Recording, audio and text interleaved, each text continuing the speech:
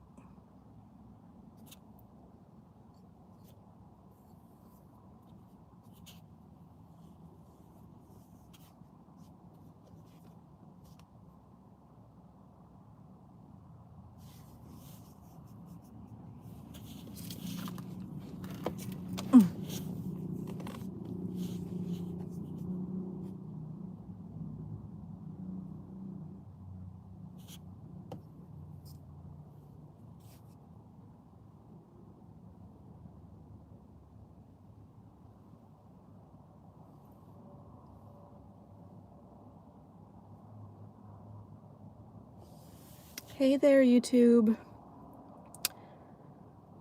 Oh gosh, my cheeks are so red right now. So I'm at work at the club.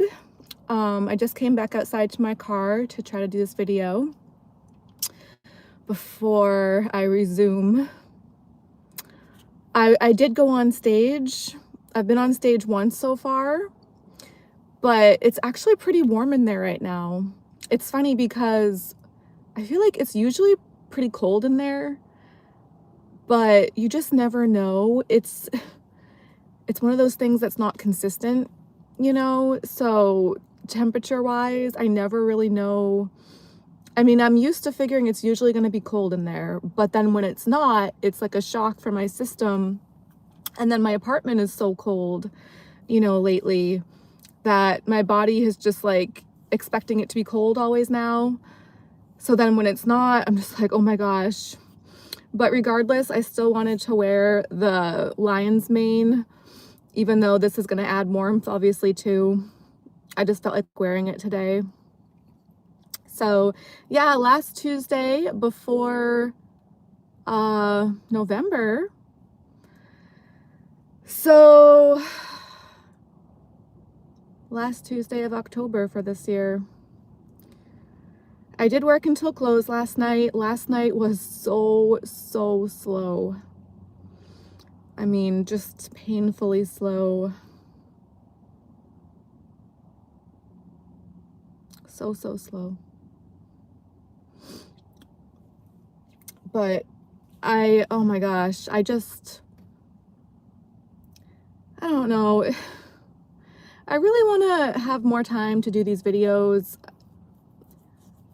I can't seem to squeeze them in any other time other than when I'm at work. Just the way that my lifestyle is. I wish I could. I try, but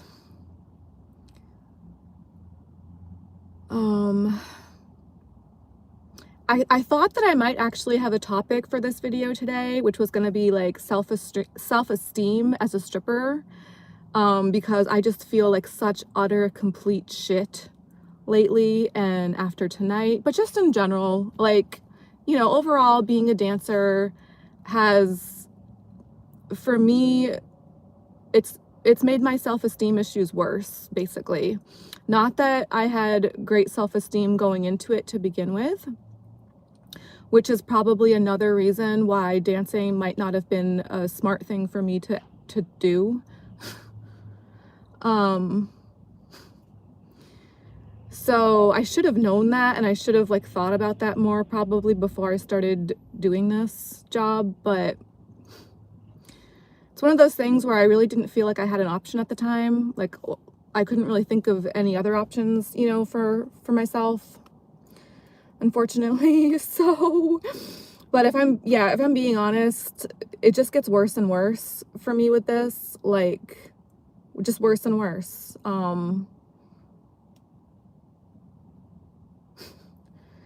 I guess my self-esteem in some ways, it sucks because it's like, maybe in some ways it's improved just in the sense of me showing myself what I'm capable of physically with the dancing. Especially what I used to be able to do, and then also what I can still do now at the age that I'm at. I'm gonna be 37 this Friday, so in a few days.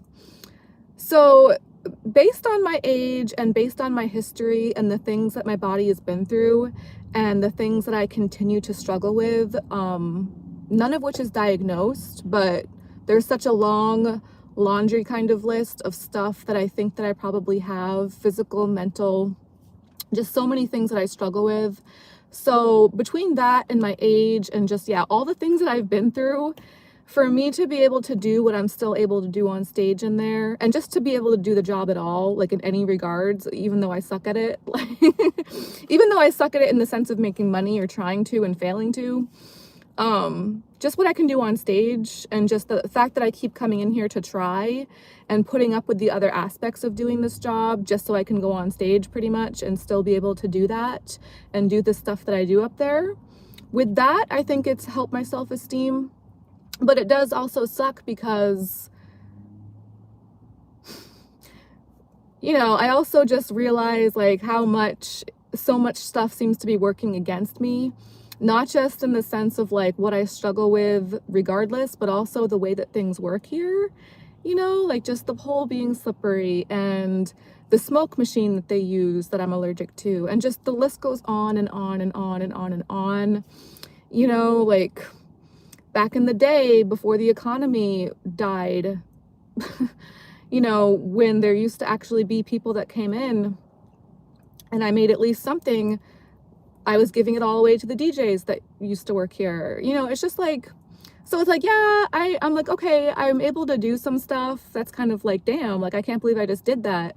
But then also it's like, well, look at this potential that I clearly have, and just like, look at all of the bullshit that is just like not really enhancing that. It's kind of just like blocking it off. Like if I have this kind of potential for the stuff that I've done and that I'm still able to do, if there weren't so many factors against my favor and working against me, it's hard not to think about how much more I could do and how much better I could be, and how, like, here and just in life, you know, because it's like, it's so hard for me to do what I do here as long as I've been doing it, and as hard, like as much as I put into it, and realize that I'm never going to be able to actually have a life this way. I'm never going to be able to get, you know, things that I want to get or do things that I want to do. It seems like, I mean, I don't know, maybe that could change. I just don't know how for that to happen. Like, you know, but so yeah, so far, my self-esteem has not improved. If it's just, it seems to just keep getting worse and worse. And it's funny because, you know, the club that I dance at, this is the only club that I've ever been in, strip club that I've ever been in. Not just the only strip club that I've ever worked at, it's the only strip club that I've ever been in. So the dancers here, there's such a range, like for like looks wise, personality wise, just like there's such a range, just in general, there's such a wide variety of dancers here. So when I'm here, a lot of times, especially doing more night shifts lately, like there are dancers, there's actually quite a few dancers here, and I'm in like a small crappy town, mind you, but there are quite a few dancers here that I would consider, and most people would probably consider, to be top 10, like perfect 10s, like conventionally perfectly attractive, like in every way, head to toe, like they walked out of a magazine, like just perfect, like adult film star kind of perfect, model perfect, actress perfect, like they're just perfect. I mean, they're And a lot of them don't really go on the pole because I don't know, they just don't have to. They're so physically gorgeous that it's like they just don't need to do anything. Like I don't really know them personally that well, but I always imagine, I wonder like what their lives must be like, you know, because it's like they can just walk in there and guys just, when there are, I don't know, it's weird, like when there's not many guys in there, but when there are guys in there, or the ones that are in there, like they'll notice and they'll throw money for them, or like, I don't know, they seem to be okay with going to VIP and stuff, which I hate to do, so that's also a big part of my problem. Like, beggars can't be choosers, you gotta take what you can get, and I don't like to do that, so that's also a big issue for me. Anyways, but okay, so like the range of dancers, there are so many perfect 10s here. Like perfect. And you know, like to where I'm just staring at them like, oh my gosh, I can't believe these people exist where we are, because again, this is a small town that I'm in, and it's just a pretty crappy, devastating place overall. Just the fact that these people come from this area, or are in this area right now, like here. But then, okay, so for the range, there's also dancers that are not as conventionally attractive, like, you know, that have like overhanging guts. Not to be judgy, and not that that's like bad. I don't want to sound like a certain way with that, but you know, like I've seen a lot of other dancers that are not in the best shape in the most conventional way, like magazine or like film kind of looks, like um you know, like guts and cellulite and just imperfections that what most people might consider to be imperfections. Not necessarily me myself per se, but like the kind of guys that like comment on a lot of my videos, for instance, calling me ugly. And like, you know, when I try to do stuff online, like with the adult sites, or I have in the past, I get a lot of negative comments like saying that I'm so ugly.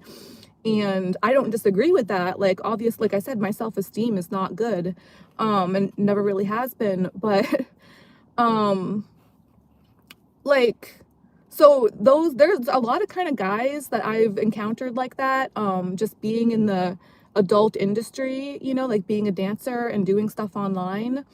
So those kind of guys, they might have comments about some of the dancers here, like not being in the best shape or not being the most conventionally attractive. So there's quite a range of the types of dancers that are here. But I swear, it's like they all seem to make money except me. So I would consider myself to be somewhere in the middle. I don't consider myself anywhere near the perfect 10s, obviously. Like, that's a given, like we all know that. But I also wouldn't consider myself to be one of the worst looking here. I don't want to say worst looking, that sounds mean. Like, every dancer here that I've met is so nice, and they all can look really good on stage. You know, like they might not look, some of them might not look like they're from a magazine, but even the ones that don't look like the magazines or the movies or whatever, they still can look amazing on stage because they're talented and they know how to play up their assets, and they know how to talk to guys. You know, they know how to hustle, they know they're hardworking, like they know how to do this job basically. So they still make money because they know, they just have something or a combination of things where they know how to make it work for themselves. Whereas for myself, I kind of don't. I mean, like I try to a point, but I honestly just hate doing this, like in the money sense. Like, I love being on stage, and then, but it's really just to get myself out of my apartment and something to do with myself. Like, it's just, you know, to try to stay active, to try not to blow up to 500 pounds if I were to just sit on my ass all day long, basically. You know what I mean? Like, it's just to have like something, like a job, you know, like, because I've tried to have regular jobs in the past and I can't really do them for very long at a time. Like, I just struggle. I don't sleep. I'm going on 3 hours of sleep right now, and those 3 hours of sleep were not good hours of sleep, you know what I mean? It wasn't like real sleep, it felt like. And this is like a regular thing for me. You know, a lot of times with me working the 10-hour shifts that I've been doing lately, I'm coming in on hardly any sleep, you know, because I have a lot of stuff that I struggle with, and not sleeping at night or not being able to sleep at night is one of those things. So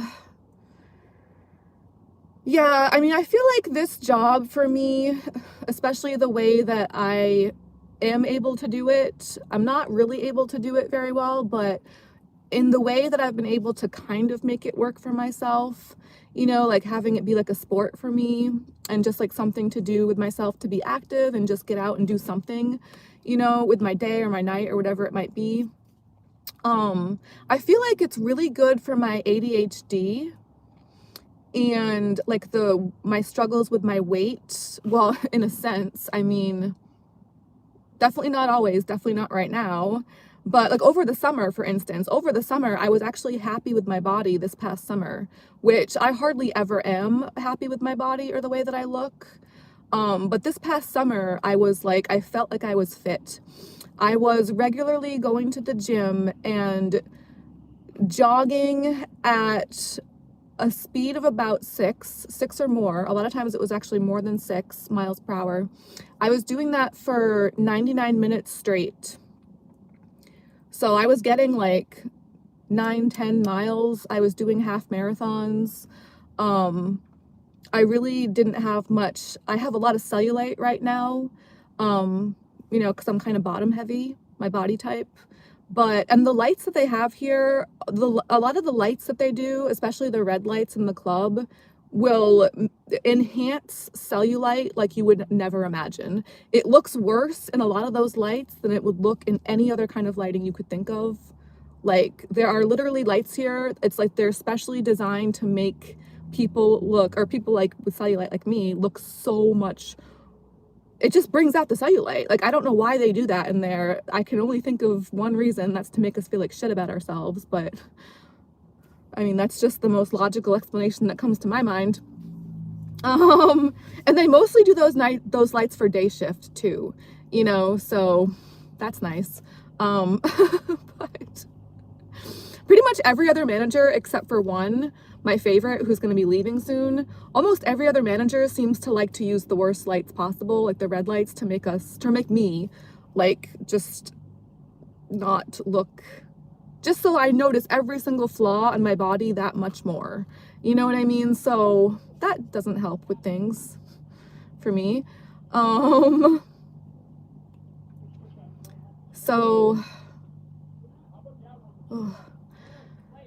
So yeah, this job has been good for my ADHD in the sense that it gives me something to do, so I'm not just sitting on my ass, you know. So I go on stage and I go on stage and I go on stage, and it's been good, I guess, for stuff like that. What was the other thing that I just said that I wrote down? Hold on. I'm going on less than like 3 hours of sleep, so... Oh yeah, it's helped to a point. It's helped me like in the summer when I was able to also go to the gym and like diet a little better or at all.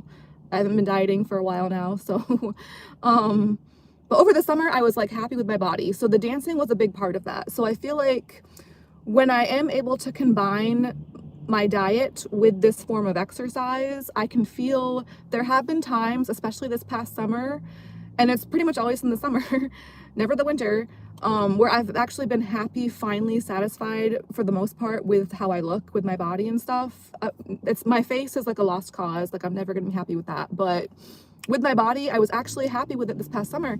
And then it's like winter rolls around or it starts to get cold, like, you know, and it's like just back to hell, you know? And honestly, my cellulite and being at a heavier weight like I am now, it honestly, I don't think it would still bother me, but I don't think that it would bother me as much as it does if the lights here at the club were not so bad. There are other lights that are used, especially by, you know, like basically one other manager that's like my favorite. And sometimes like the other managers will use the other lights too. There are lights that can you know, where I feel a little bit okay with how I look now. But like, I was just in there now, the lights that are on right now. Usually the lights, most other shifts are just, they make me realize the cellulite and the flaws on my body like so much more. And it's made that problem so much worse for me, like my struggles with my weight and my self-esteem. So this job for me has been like one of the worst things imaginable for the way and the extent to which I struggle with my self-esteem. And also, like, in a way, it's been good for my weight struggles when I can actually like combine the dieting with it. But in a lot of ways, it's made my struggles with my weight worse as well. So it's kind of like one of those weird things, you know? I don't know. I just really have a lot of admiration and respect for the dancers that work here that are not the perfect 10s. Obviously, like the perfect 10s are just amazing regardless because they're like perfect. But, and there's quite a few of them here. But I just have so much like admiration and just like respect and like wonderment, amazement for the other dancers here that, which there's also quite a few of, that are not as conventionally attractive, but they still have that confidence and that, I don't know if they actually have the self-esteem that they seem to have, but they seem to have the kind of self-esteem where they act like they feel amazing about themselves. They're able to be that actress, and, or maybe it's not an act, maybe they genuinely do, it's, you know, but that's really hard in today's world and society, and especially doing this kind of job, and especially, yeah, with the way a lot of the lighting is in there and the way a lot of these guys are in there, you know, like we get all kinds of customers too. There's a wide variety of the types of dancers that are here at the club that I'm at, and there's also a wide variety of customers. So some customers are like pretty much 10s. Like I have met amazing guys here. Thank gosh, thank you guys so much. Like amazing, wonderful guys. So that is such a saving grace. Thank you guys so much again. But there's also the other end of it where there's also guys, a lot of guys here that are quite the opposite and not that nice or respectful or not all that great to be around, like where I really have to like try my very hardest to just not say or do anything that's going to give away how much it affects me and how angry I get and how upset and how just like awful it is, how awful it feels to be around some of the guys that come in here. Ooh. But so yeah, there's a wide variety with that too. But for the dancers that can just like act like they might not look as conventionally attractive as some of the other like perfect 10, very rare, you know, kind of like, they're not as rare here, but out in the world, you know, like the perfect 10s, like walking out of a magazine or off a movie set, like those kind of dancers here, like, wow, it's amazing they're here. But for the other ones that act like they're still like that, and the guys will like act accordingly too, you know, so props to them. Like I wish I could emulate that. I wish I could figure out how to do that for myself, but it's like my struggles with my self-esteem, I feel like such utter shit about myself, about everything, because that's been like, that's what I've experienced all my life. That's what people have told me. That's what people have shown me. I mean, and it's very, very rare that I've been shown anything else by other people. And I have this saying that I kind of came up with that I like to try to remind myself, where it's like, don't let the way that other people have treated you determine how you're going to treat yourself.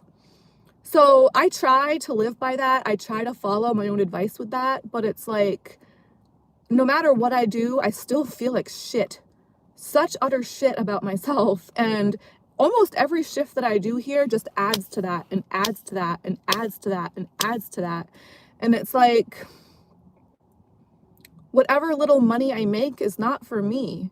It's not, and even like there's a part of me where it's like, no, treat yourself, like buy healthy food, or go, you know, like buy a new pair of shoes for yourself, or just do something nice for yourself. Be willing to spend that money on yourself and put that time into yourself and that care.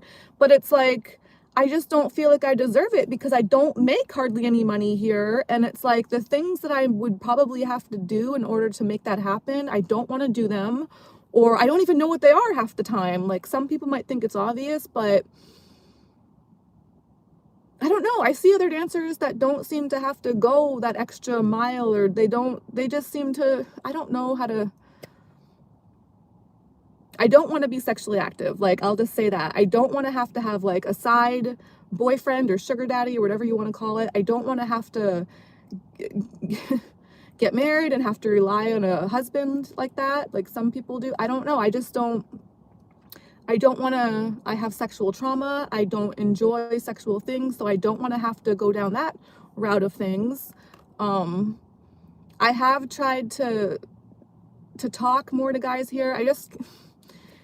A lot of dancers seem like they're able to make money without doing that, you know, too, but maybe it's an illusion, or I don't really know them well enough to actually know for sure. You know what I mean? Like, so this seems like a pretty clean club, which is awesome, but I don't really know for sure, like, what's going on behind the scenes with people, so it's like, maybe I'm just a dumbass, you know what I mean? But I don't know. I want to think that I just want so badly to think that it's possible to actually be able to do okay here. Like, just not having to be sexually active. Like, I don't know. Or, you know what I mean? Like, just in life, or like, just, sticking to what you're comfortable with, or guys don't even seem to like to talk to me here, which I can be quite a talker. I mean, every now and then I've hit it off conversationally with a guy here, but I get very distracted. I'm very like ADHD, and the music can get so loud, and then the lights are flashing all around, and it's very difficult for me to focus and hear myself think or try to, or like my natural speaking voice is pretty quiet, and it hurts I don't like to try to yell over the music, you know what I mean? It's like, and then, yeah, like when I've really tried, when the music's quieter sometimes, or like when I have tried to have conversations with guys, like,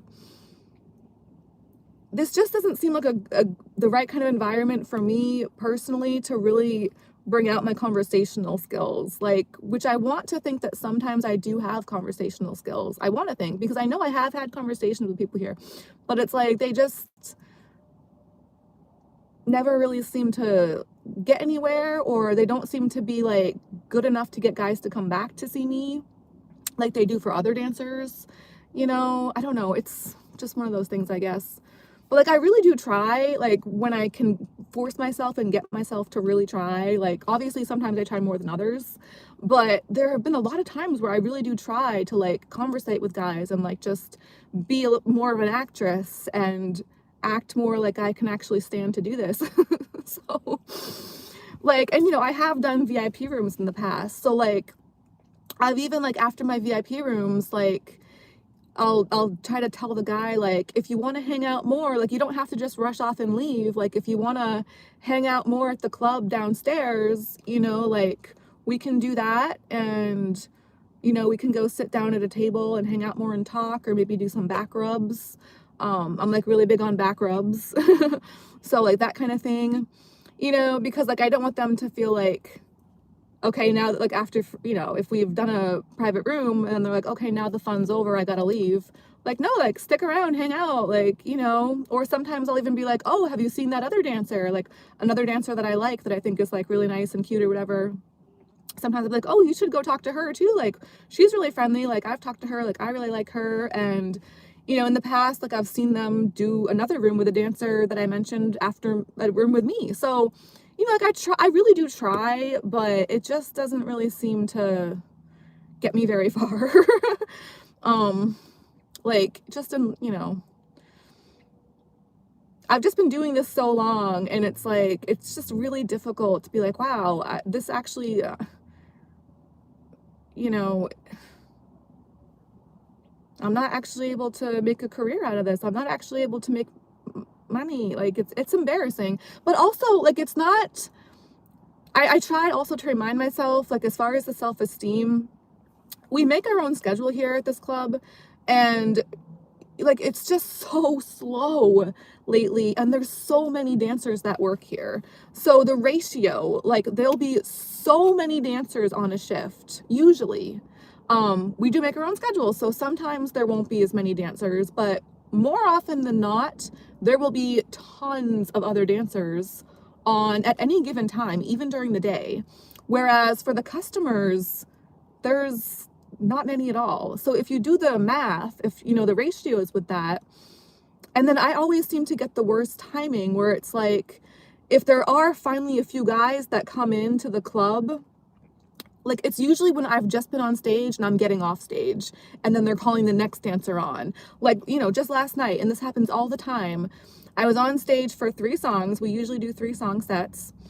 And first song, second song, most of the first song, nothing. There was like no one in there, like 2 or 3 guys.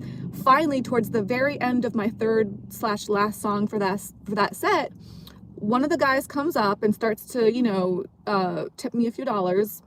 And literally right as he was coming up to the stage, the next dancer was being called on. So I don't know if they do that on purpose or if it's just my bad luck with timing, which, you know, sucks, but so that happens a lot too, you know, to where it's like, finally, like this guy is here, he's actually gonna tip me, and then, oh no, next dancer, bitch, get off stage, you don't get anything. So, or maybe you get a few dollars so you can go pay what you have to pay to work here or something. So yeah, I mean, these are factors that factor into it too. So I do try to remind myself, like, to not let it like completely drag my self-esteem down that much more than it already is or has always been, pretty much. But it's tough, you know, it really is tough. Like I really do feel like a big walking bag of trash most of the time, and that's just how like my existence has been, you know what I mean? And it's like I have all of these things that thoughts and ideas, like things that I want to do and things that I want to contribute to the world, and it's just like, how, you know, how am I ever going to get anywhere, go anywhere from where I'm at? I just feel like I am nothing, I'm worth nothing, and I hate feeling that way. And I know that people can see that about me, like people can see that I feel that way about myself, and that's a big part of the problem too. But it's like, how I try so hard to not feel this way, but it's like, how do you change feeling this way when everything else in the world is showing you that that's true, has always been telling you that that's true, that that's the case? Everything, it seems like, my own family, my own, you know, like pretty much just everything I'm shown is like, yes, you are a big piece of shit and you deserve to suffer and feel bad about yourself. That's what I'm always shown. So again, mad props to the dancers that, you know, have maybe been through similar stuff, but they're able to just fake it till they make it, or somehow still have it going on. They still exude so much confidence. And I'm still, to this day, I've done this for so long, and still to this day, I'm still trying to learn how to do that. And I guess it's just still a work in progress for me, but I'll be honest, I don't feel like I've made any progress with that. And it sucks, because if I haven't made any progress with that by now, if it's only gotten worse, then what the fuck do I do with that? You know what I mean? Like, I'm gonna keep trying. I'm gonna keep and it's like, well, maybe I should try to spend some money on myself, but how can I, you know, to like help to try to feel better about myself that way? But it's like, how can I feel okay about doing that when I'm not really making money here?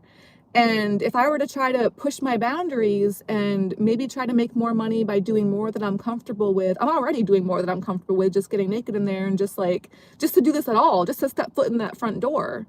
You know what I mean? But it's like, if I were to try to do more with a guy or go further or to try to make more money that way, even if I got more money that way, I'm pretty sure that would make my self-esteem worse also. I'm pretty sure that would just, make things worse. I wouldn't feel better about myself for that. I would feel much, much worse, you know? So it's not all about the money, but unfortunately it's a necessary kind of evil, I guess, in life. You know what I mean? So, but yeah, I don't want to again, like, just because I might make more money that way, even if I did, that would not help my self-esteem. I know that it wouldn't.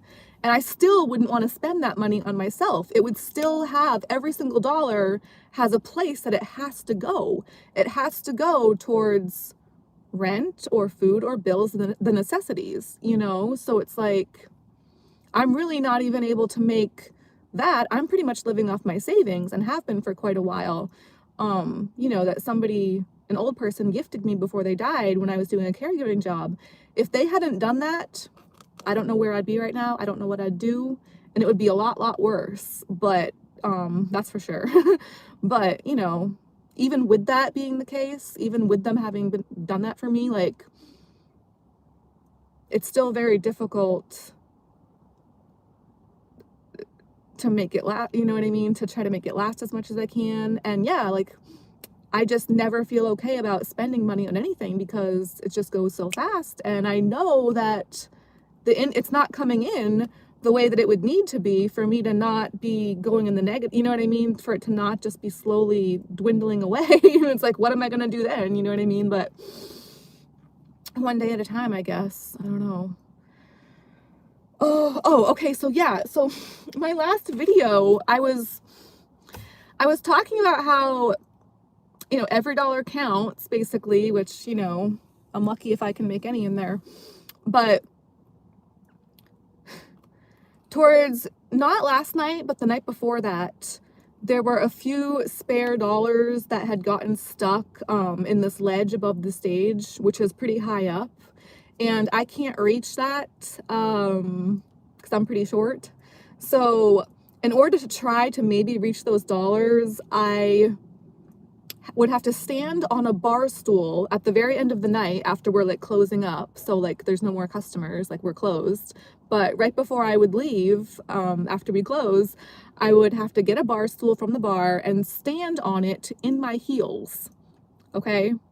I have done this before and it's very scary. So yeah, I was attempting to do that Sunday night, at the end of Sunday night, and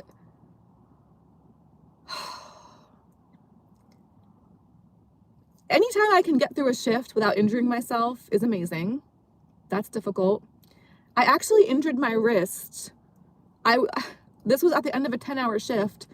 When I was carrying the bar stool back over to that area, because somebody had moved all the bar stools to way across the room. So I was trying to carry one of these bar stools back to near the stage, and the walls are black and the chairs are black. So I guess visually I couldn't really see the difference of the chair, the legs of the bar stool in the wall. So I rammed the chair accidentally into the wall, and I messed my wrist up that way. And I'm pretty sure, like, in one of my recent videos, I was saying how I'm the kind of person where if I don't get hurt on stage, I'll get hurt off stage because I'm just clumsy and stupid. You know what I mean? So that's what happened Sunday night, and my wrist is still messed up from that. And I actually was like, I fashioned this together to try to, like, because I have a hard time reaching those dollars. So I was gonna try to, like, I was gonna use this to try to grab some of those dollars, or you know what I mean, to try to reach them a little better. It's straws with hair ties at the end. This is me at 37. This will probably be me at any age that I'm still kicking it, still breathing. Yay. So luckily, the manager, this is the only manager that would ever do this kind of thing, but he comes over, realizes what I'm trying to do, and he's like, you know, maybe you shouldn't be trying to stand on the bar stool in your heels, you know?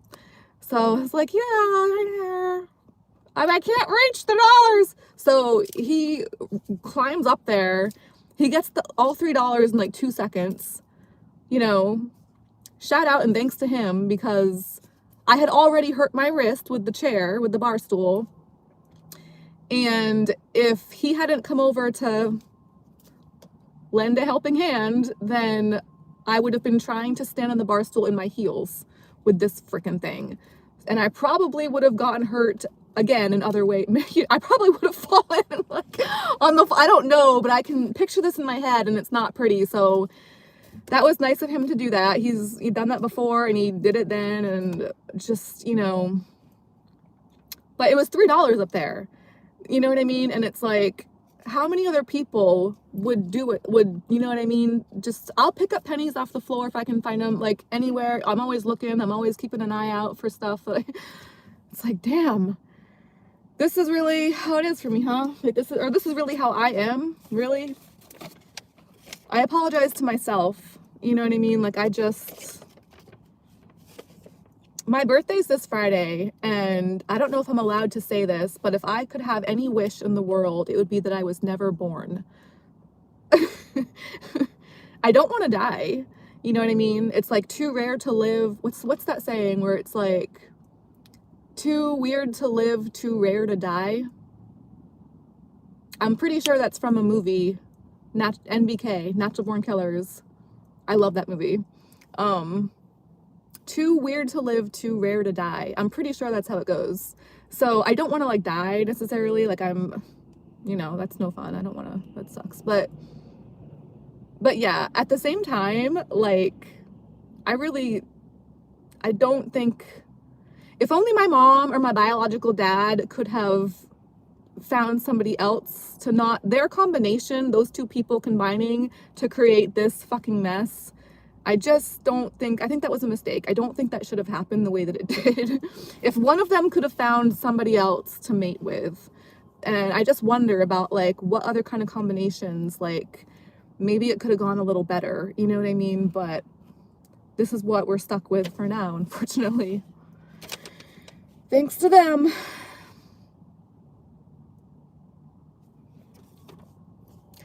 Another sad woe is me thing that I wanted to mention. So, in my video yesterday, my mom, did send me a package for my birthday, and I was like so excited because there was a package of cassava, which I had been wanting to try for a while. And she also put bars of soap in the package, so everything, just like the food stuff, smelled like soap. So I was like, all right, I don't really like that. So, but I figured normally when I have groceries, I lock them up in my fridge because I've had stuff go missing from my apartment. So stuff like that I'll try to put in my fridge, which is off, by the way. And then I have an extension cord wrapped around the fridge and I put a lock on it to lock up my stuff like that. And my laundry, you know, and stuff like that. So my laptop, etc. There's lots of weird stuff in there, besides just like food stuff. Normally with groceries, I put that in my fridge and I lock it, but because it smelled like soap, I just kind of left it out, and I was like, well, hopefully this, if I leave it out, it won't scent the other things in the fridge. And if I leave it out for a day or two, then hopefully that soap smell will dissipate and kind of not be as strong. So that did work, but then I didn't realize when I first got it, but I went back to check it like last night or whatever after work, and, or actually I think it was this morning, I don't know. But so when I checked it, the soap smell had kind of disappeared for the most part, but I guess the package was already opened. And I was like, crap, I was so excited. I had my banana ready to make a smoothie, and I guess the package was already opened. So I was like, well, crap, that sucks, because I'm very OCD. And yeah, because I know stuff has gone missing from my apartment, I know that that's just a bad feeling, obviously. So like, I don't know who goes in there or who's been in there or like what goes on there when I'm not there. I just try so hard not to think about it because that's not a happy thought for me, or happy thoughts. So I don't, food stuff that's open and left out, I don't feel comfortable consuming. So now I don't feel able to have that protein powder, you know, so it really sucks. And I'm pretty sure people have still gotten into the fridge to like somehow gotten through the lock and probably mess with stuff that's in there anyway. So it's like, well, but it still is like that, you know what I mean? It's still something to where if I just have something out in the open, like more easily able to be tampered with, I just don't feel okay with that anymore. That wasn't always the case.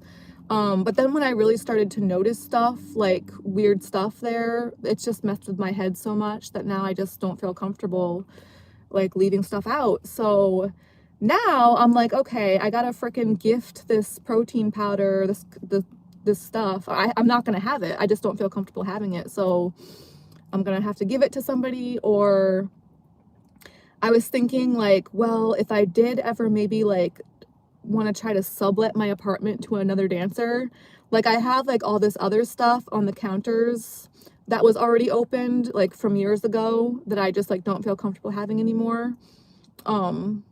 Like ever since that stuff started to like happen or I started to notice it. So like it's mostly teas and stuff like that, like little condiments. But it looks nice like on the counter, like it's all like, you know, it kind of looks kind of homey and cute.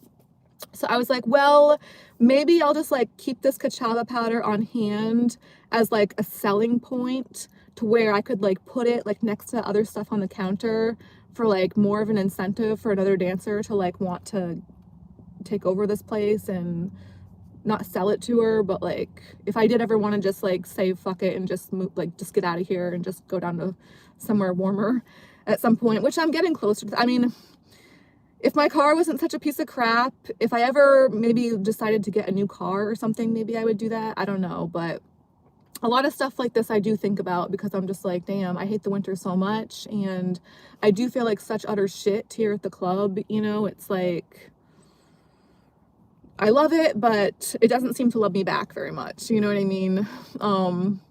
The people are great, like as far as the employees and the dancers, you know, and stuff, and some of the customers, yes, are great too, but again, you know, it's the percentage of the customer, you know what I mean? Like most of the customers here are very difficult for me to try to interact with or avoid interacting with. However you want to put it, I don't know. But anyway, so yeah, I don't know.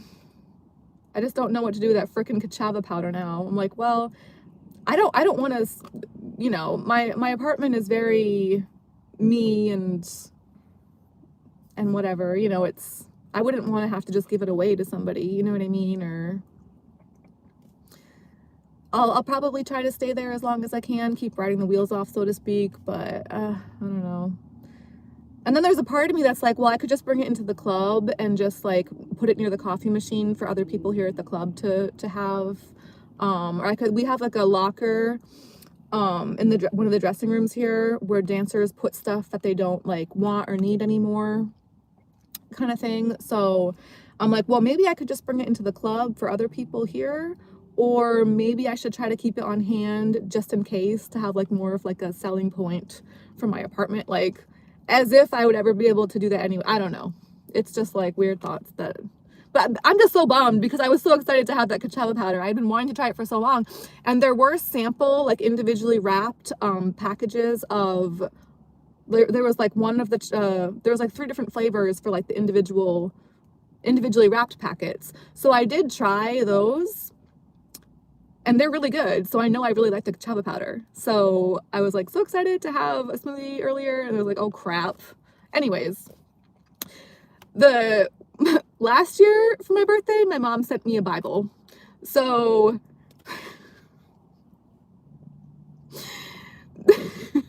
other than the opened cachava powder that I got this year, which was still very nice thought that, you know, it's still nice of her to do that.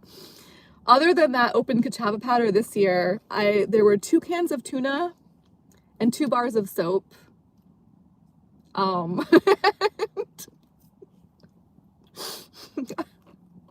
I love my life so much. And what else? I think like tea. It all smells like soap, but I guess, I mean, the soap smells good.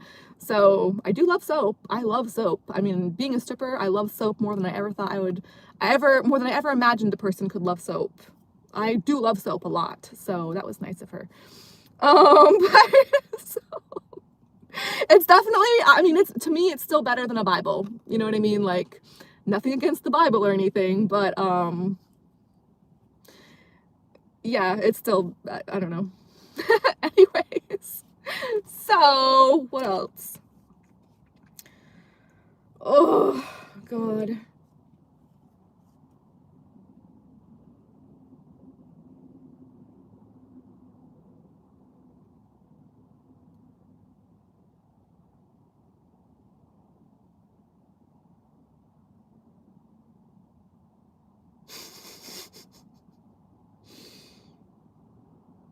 Oh, yes.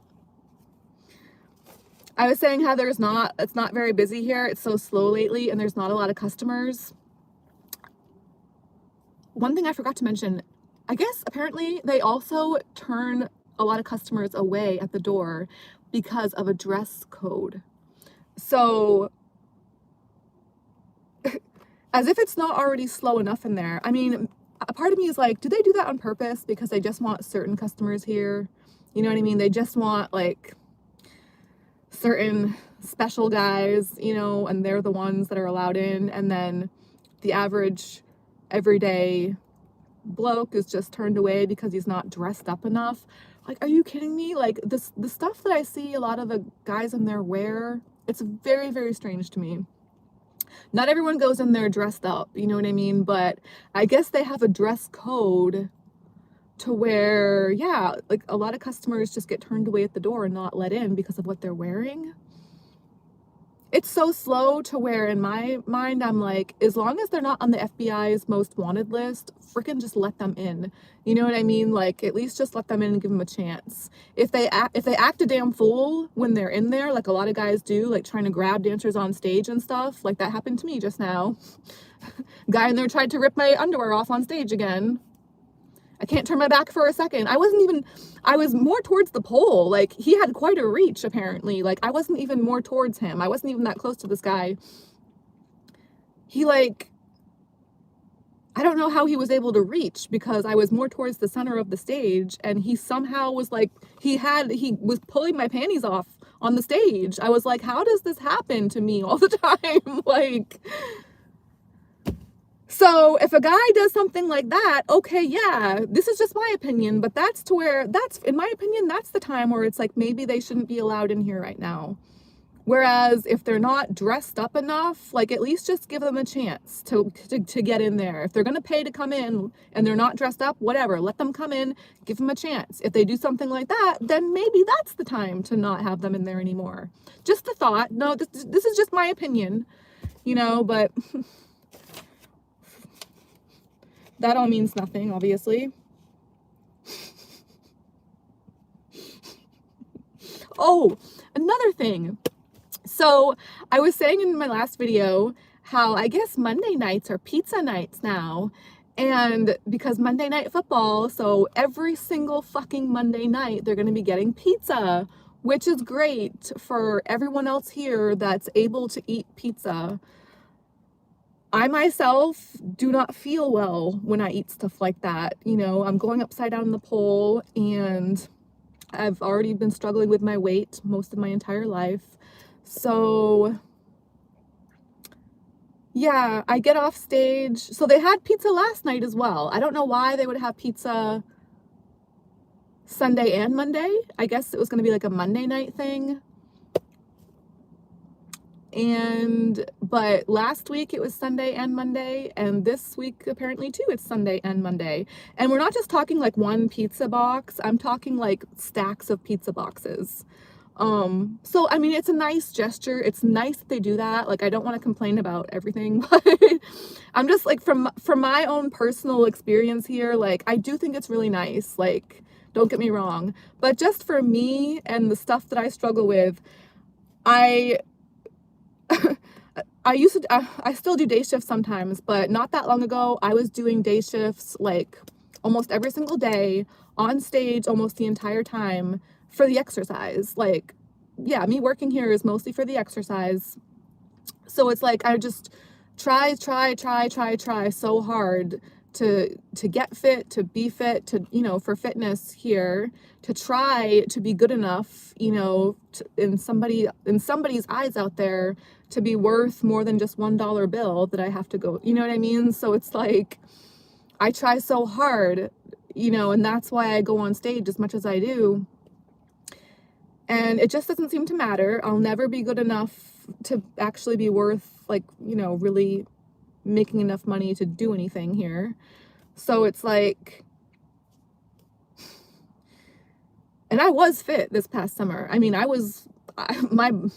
have pictures. So, you know, like, I'm not happy with how I look now, which is usually the case in the winter, especially, or when it gets cold out, you know, but over the summer, I was happy with how I looked for the most part. Like, I was, you know, really proud of, and I put a lot of work into that, as I always do for summer, especially. But it's like now, it's like, you know, I'm still trying, I'm still doing a lot on that stage, and it's like, I work my ass off over and over up there as much as I can. I'm trying so hard to just look okay enough in somebody's eyes, and it never seems to be good enough. And then I get off the stage and I'm walking straight towards a big pile of pizza.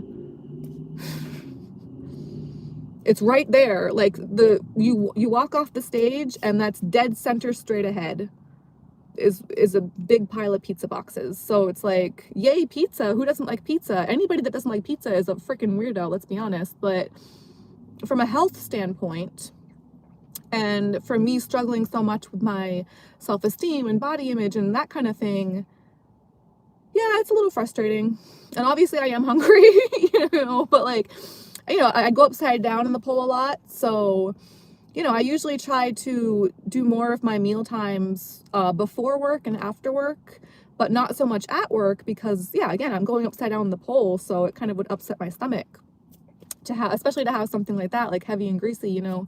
But then there's that, and then there's like, you know, candy jars everywhere, just a lot of temptation, you know.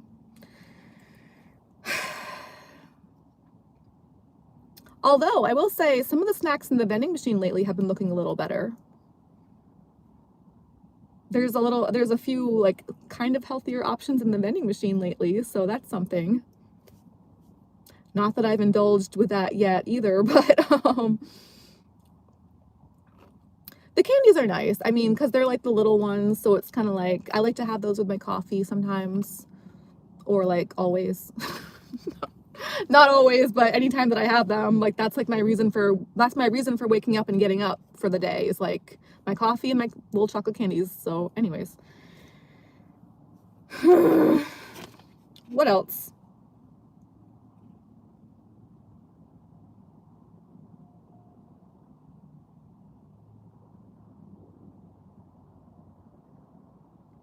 Oh, well, I do see a lot of, like I was saying earlier, I do seem to see a lot of, you know, less conventionally attractive dancers, and dancers that might not be considered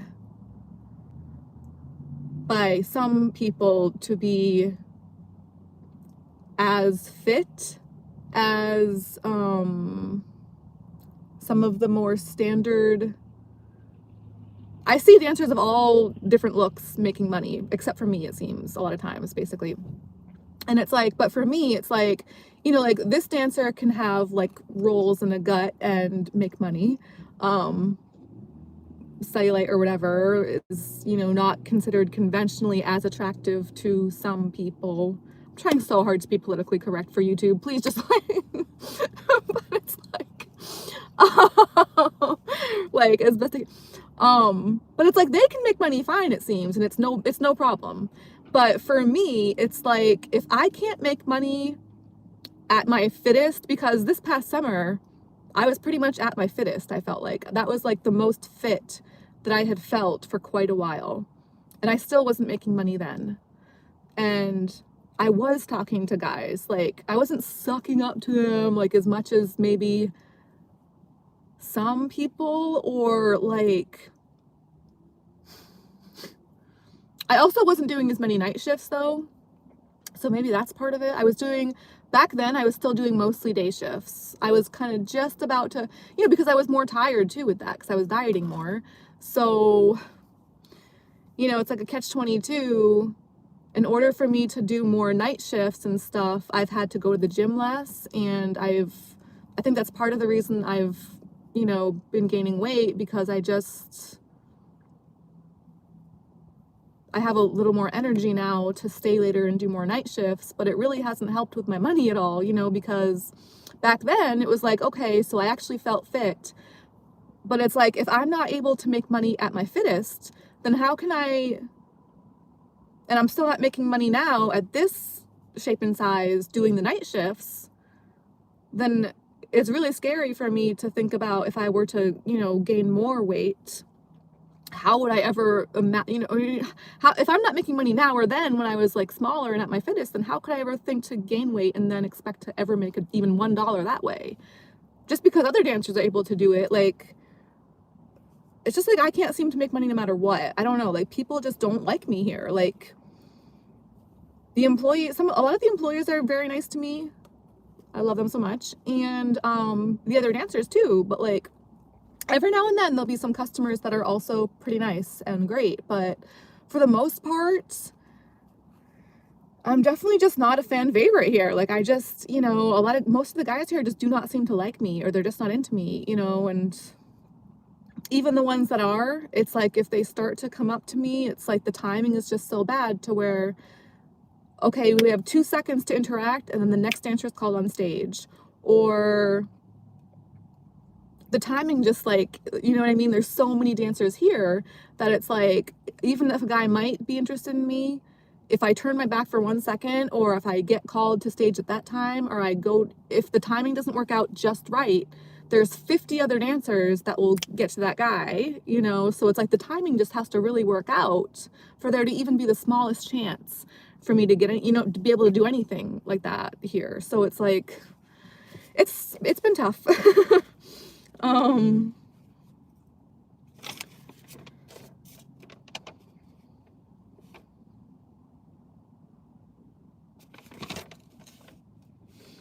Oh, there have been, it appears that there's a couple people here on my YouTube channel that I've kind of been just ignoring the comments lately because I just don't really have the energy or the emotional like capacity to like really deal with that lately, I guess. I don't know, like I'm just trying to take a little break from the comments, but I know that I saw a comment. I don't remember the usernames right now, I'm sorry, but there was a comment that offered to get me new shoes. And there was a comment shortly before that where somebody had offered to send me a few dollars. I think it was like Venmo or PayPal or something like that. So I just wanted to give a shout out to those people and say thank you if that's real. So if that is real, then I am very, grateful for that. And that's very nice of those people. But just the way things are for me and have been for me, it's very difficult for me to not just assume that it's just an internet illusion. Like, everything just seems like an internet illusion to me lately, and just for a while now it seemed that way. Like, that could just be a bot or just somebody messing with me. Or, best case scenario, if that was a real person, I just don't want to do anything like wrong on my YouTube to where if I don't know, it's like, well, what would I do? Like, do I tell them where I work? I don't know if that's allowed on here. Or I was thinking of maybe trying to make a separate Facebook account for this to go with this channel. But I just don't, again, I don't know if that's allowed for YouTube. The adult industry seems to be particularly strict, for stuff like for YouTube and like the more mainstream websites, for that to kind of have any crossover with the more adult industry kind of stuff.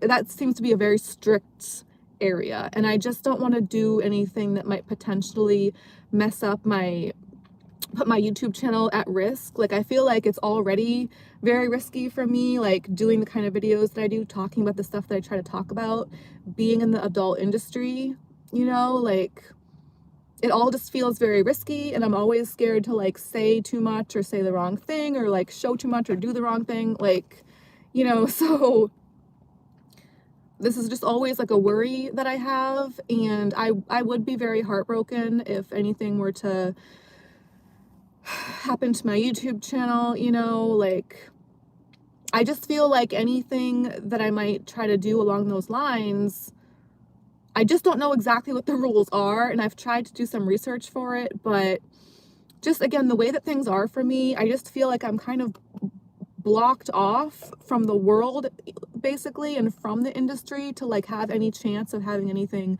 good, you know, like any kind of help, like any kind of nice thing.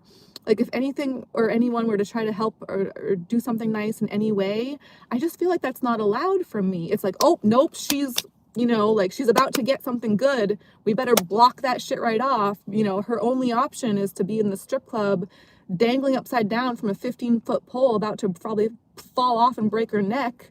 We got to get this thing as slippery as we can and make sure there's only, you know, like the certain kind of guys that are able to come in and be here when she's here, so she only can deal with them and them only.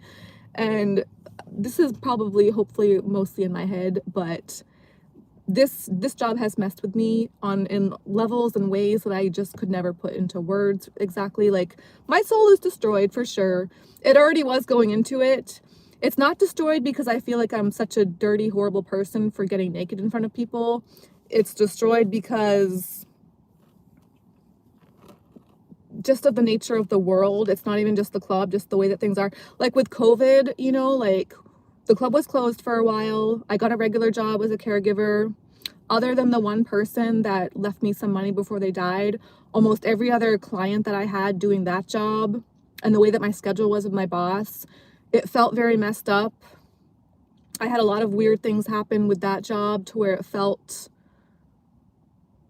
almost like it, you know, the club was closed, and then when we reopened, only certain guys were allowed in, and they had to sign in, and we weren't allowed to get tipped on stage. We could only make money doing VIPs. And it just had this whole vibe that was like, this world is run by very bad people. That was just the vibe. You know what I mean? And it still kind of is in a lot of ways. And that's another reason I'm scared to spend any of my money on myself, like to get new shoes, like to get my own new shoes, my own money, or to just to spend, like, to, you know what I mean? Because it's like, when the club closed, it seemed to just close like that. And it was closed for quite a while, like I think 5 months or so, over 5 months. So, you know, like I had stuff that, like for this job, like shoes and clothes and outfits and stuff that were in my locker. And then a lot of it wasn't there when we reopened. So it's like I lost a lot of my stuff for work that way. And that's another reason I'm so scared to spend money now, is because I feel that's just left so much trauma too, to where it's like I feel like that kind of thing could just happen anytime now, to where it's like if I did go and, you know, do this or that, we could just close the next day. Like I finally, you know what I mean? And then that goes missing, and then I just missed out on that money that I would need for my rent and my food and the necessities, like the bare essentials, you know what I mean? So that factors into it too. But I really do appreciate, again, if that is real, if those usernames are actually real people that have offered to try to help out as far as like the Venmo stuff and the shoes and that kind of thing. I really do appreciate that. I just don't feel ready to like allow myself to try to look into that more right now, because I just am so used to this feeling that I don't deserve help, and I don't deserve nice things, and I don't deserve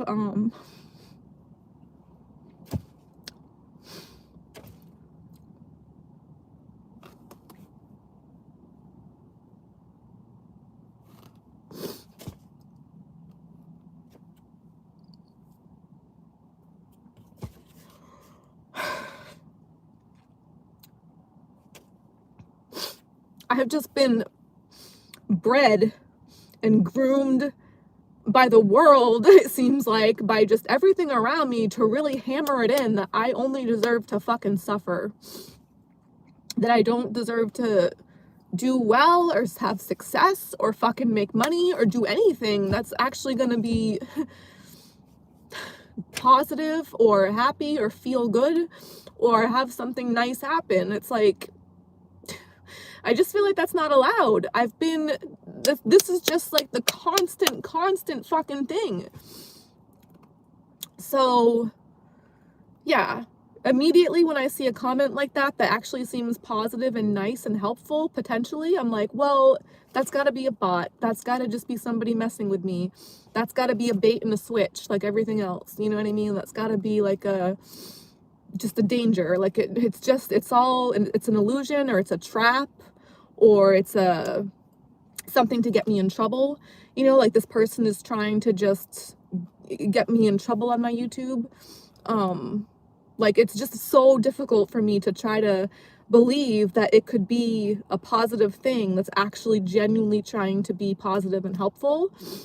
It's so difficult for me to believe that could actually ever be a possibility in my world, in my life, because that just never has ever seemed possible for me. It's always just a bait and a switch, or it's an illusion, or it's a trap, or it's everything. It seems like it's really designed to harm me and hurt me and put me in harm's way, and it's all just this constant battle and this fight. I have to constantly, just at every moment, be struggling and fighting and just tooth and nail, you know what I mean? Just brutality, constant just brutality. Like, the world just seems to fucking hate me so much. And that's just what I'm so used to. That's been like pretty much since day one. I was born on Halloween. My birthday is Friday. So it all ties in and seems to make so much sense. You know, it's like, I feel like it's just part of this freaking weird thing that was designed by like a Frankenstein.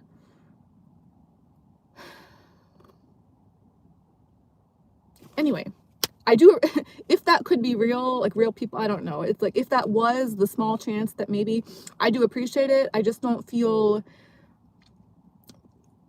emotionally capable or ready to try to explore that possibility yet, or you know what I mean? Because again, I'm so used to everything just being an illusion or a trap, or just to get me in trouble, or to, so anyways, I gotta get off this subject for now, but that's just, I did at least want to try to address that, because I do really appreciate that if that was actually people, you know, that were offering those kinds of things. Like, that really would mean a lot to me.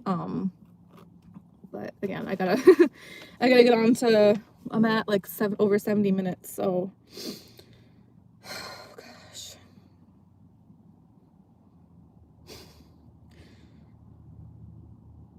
Oh gosh.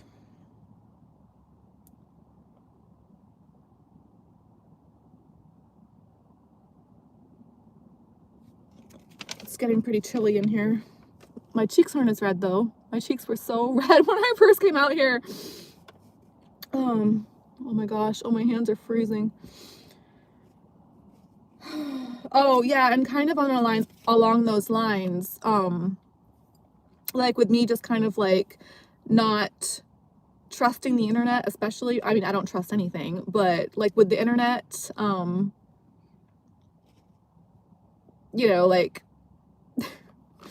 I really don't bother doing a whole lot online these days, aside from my YouTube. I am on an adult website, or kind of, not that much. I have dabbled with it a little bit in the past, but it's not like really much of a thing for me. But I have kind of, you know, always hoped that it could be something that I could have success with. You know, because I certainly don't seem to be able to do that here at the club very much. So, but it's a good example of what I was kind of just mentioning, where it seems like that website that I'm on is like another one of those things that's more of just an illusion, or like a bait and a switch for me. I don't know if in general, but for me personally, how I've experienced it, to where it appears that the other models on that website that stream on there seem to actually be able to make money and have like a successful, like, way to earn a living, or have a job that way. Whereas when I've done it or tried to do it, not so much. Obviously, I know that the kind of thing takes time, or just, I don't know exactly what it takes, but I put a lot into it. I mean, I have pretty much my entire apartment designed and set up to try to do that kind of thing. And I've also had some comments on here, because I've mentioned that in some of my other videos, and I've had comments on here from some people that have asked about what site I'm on and if they could, you know, come visit me on that site. So I really would like to try to get, you know, more people to be interested in me on that site, because, you know, so I could maybe have more of a chance to have success on that website. But again, I've just been too nervous trying to do that on here on YouTube, because I don't know if that's allowed, and I don't want to put my YouTube channel at risk too much, because I've put a lot of work into this YouTube channel. I mean, I've sacrificed going to the gym, and I've obviously gained weight from that. I've sacrificed sleep. I'm going on 3 hours of sleep right now. I've sacrificed a lot of time at work here. I've just, like, I could have run errands before I came in here today. I wanted, if I wasn't doing this video today before work, I might have had time to go to the internet place and try to talk to them about why my bill has mysteriously increased again by like $20. So my internet bill is almost $100 now. So, you know, it's kind of ironic, because if I didn't still have that little tiny bit of hope to try to be successful with the website that I'm on, the adult website, there really wouldn't be a point in me really having the internet at my apartment that much anyways, because if I'm able to just do my YouTube from my phone like I have been, then it's like, well, why would I really? And I've been able to go on Google on the internet from my phone too, like just out and about. So it's like, why should I still be paying $100 for internet at my apartment when, you know, like, what do I really do online at my apartment? Like, it's mostly just leisure and music and fun stuff, research, you know, sometimes on the internet, but on Google and stuff. But is that worth $100 a month when I barely have an income? You know what I mean? It's like, there's no warning when they increase the bill too. It's like on auto pay. And it's like, well, maybe I should just cancel my internet at my apartment, because if I'm, you know, the main reason for me to continue to keep my internet there and like with my laptop and with my apartment and stuff would be the website that I'm on, that I still want to keep maybe trying to have some kind of success with. But again, if that's just never going to happen, I'm going to maybe keep trying it here and there a little bit as best I can to just not completely give up on that. But if that's not able to happen, then like eventually, then I should probably just cancel the internet that I have. You know what I mean? Because it's like, what's the point? It's just trash mostly, you know, aside from the music. Oh God. There's so many good songs and movies on YouTube. It's basically just the YouTube, honestly. Like, and then, yeah, I like to Google stuff. But like my Facebook, like that's just bullshit mostly at this point. Like, I don't have friends or family that give a shit about me. Like, I don't do stuff worth posting about. You know what I mean? Like, I have pictures, but that's about it. But it's like, so yeah.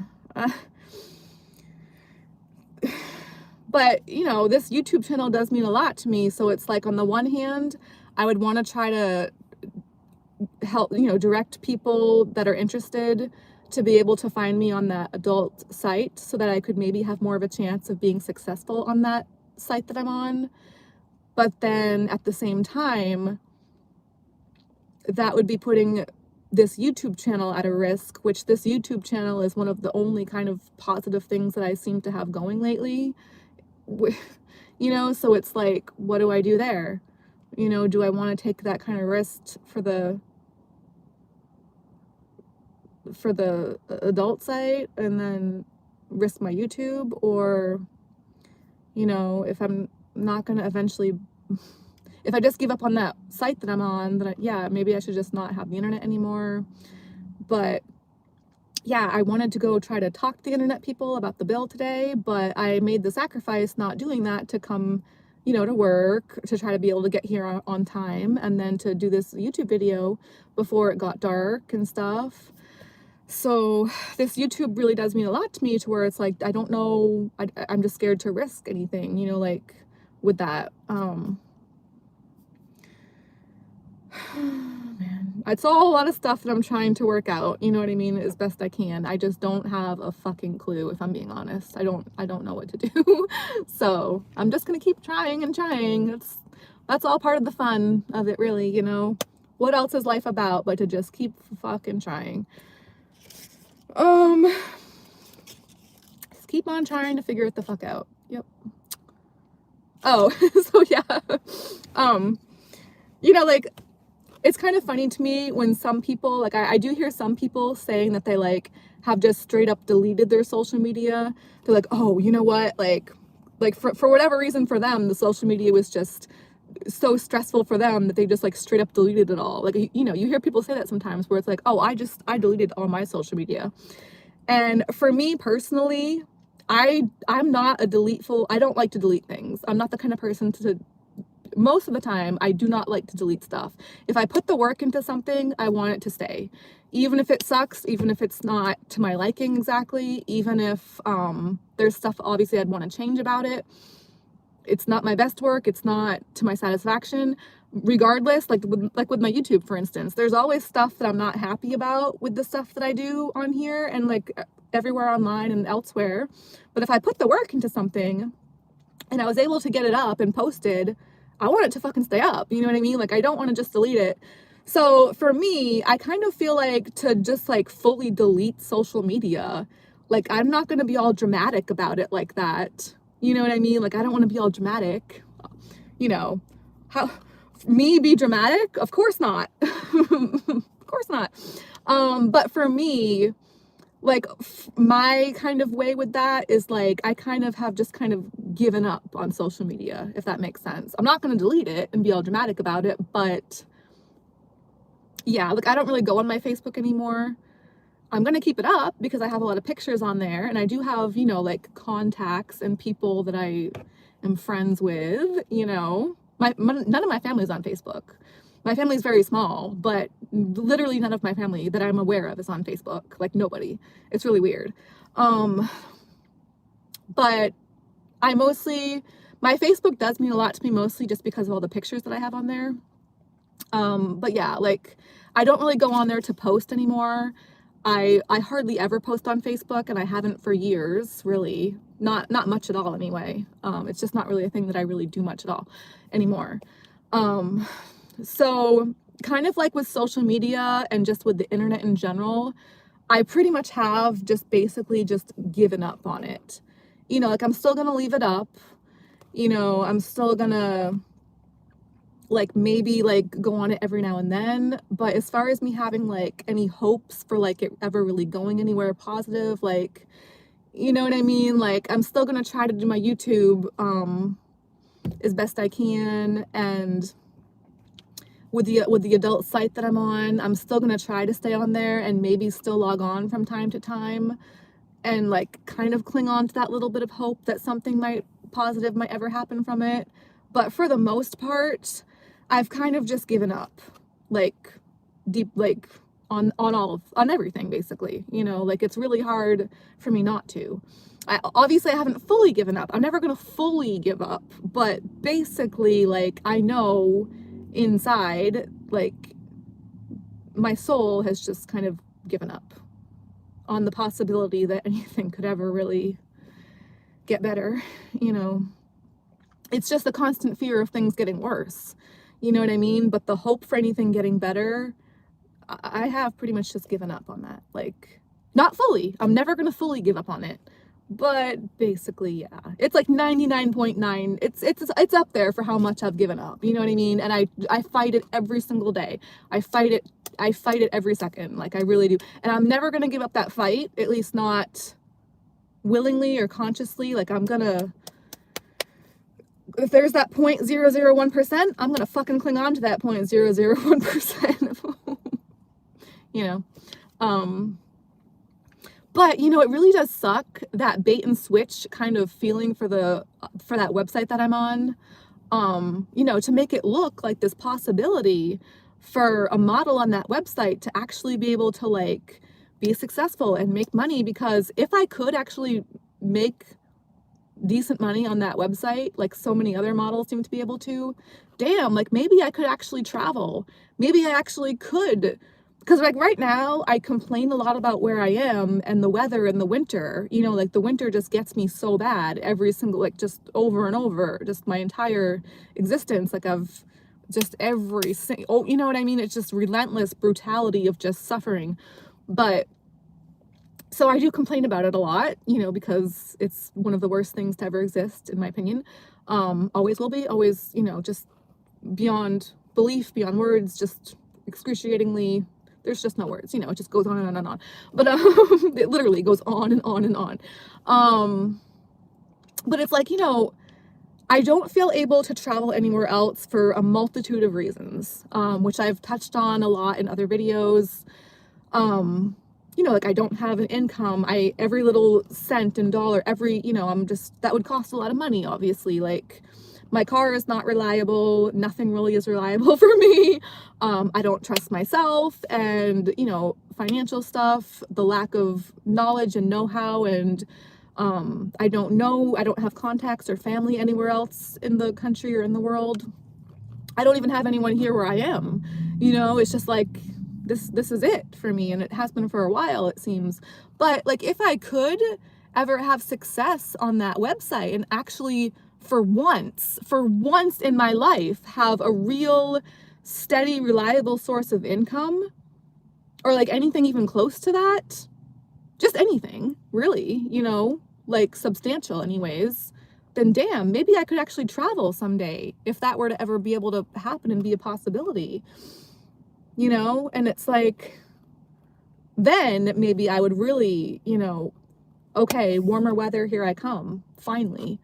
But otherwise, it's like, I just don't know how. I try to think about it in my head. I try to come up with scenarios and like possibilities, but I just can't. Realistically, knowing how I am and knowing how much I struggle with stuff already, like just, you know, I just don't feel like it would be a wise thing for me to try to do from where I'm at and from where I've been at for a while.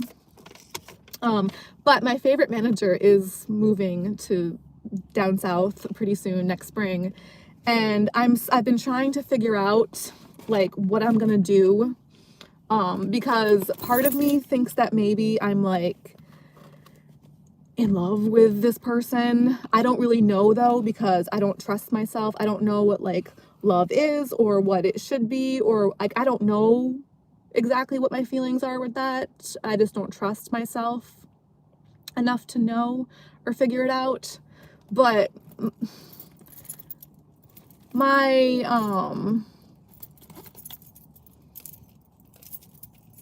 my hunch, I guess, like I don't like that word, but my hunch, I feel like I probably am. I'm pretty sure that's what it feels like. I don't know. I gotta turn my car on because my phone battery is hold on. So I've been trying to figure out, like, before that really happens. Oh my gosh. Okay. Before it happens, I've been trying to like mentally prepare myself and figure out how I'm gonna handle that and like what I'm gonna do when they move. Like, am I gonna say goodbye, or am I just gonna like ignore it and just like not say anything and just like never see them again, basically. So, and they do have a girlfriend, so I've been trying to figure this out, and I feel like the most, I don't know what the word is, like the most civil way I could approach this, the most like mature and responsible.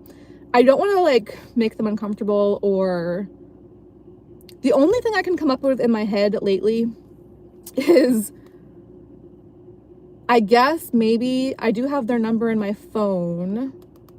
I've made a point to never text them because I just like, I know how I can be like once I get like talking and typing things. So I've specifically made a point to never text them. I only have their number because they sent me a picture one time of it was like the club prices for VIP. Excuse me. So it was like very work related, obviously. And excuse me. And It was their idea. It was like, I'm pretty sure it was when they had just become manager, because they used to be like a different kind of employee here, like a floor host slash DJ, that kind of thing. And then when they got promoted to a manager a few years ago, they sent a lot of dancers a picture of the new prices for the VIP rooms here, just so that we would have a reference, which was, you know, like a smart thing to do. But that's the only reason I really have their number. And I've made a specific point, again, to not like text them and to not, you know, mess around with that kind of thing, to try to be professional, yada yada. And I've actually been pretty good with that, I feel like, but it's been hard. It's been very difficult for me because I'm not really that professional of a person. Like, you know, I'm whatever, I'm a Scorpio. Anyways, so, oh yeah, so what I was thinking, the best I can come up with for now, if any of you guys have opinions, by the way, like, please let me know. Like, I'm not just like saying this to, like, I'm actually asking you guys, like, what do I do? Like, if anybody has anything to say about this, like, say it, because I literally still don't actually know. What do I do? Please tell me. But the best I can come up with myself so far in my head is maybe like right before they leave,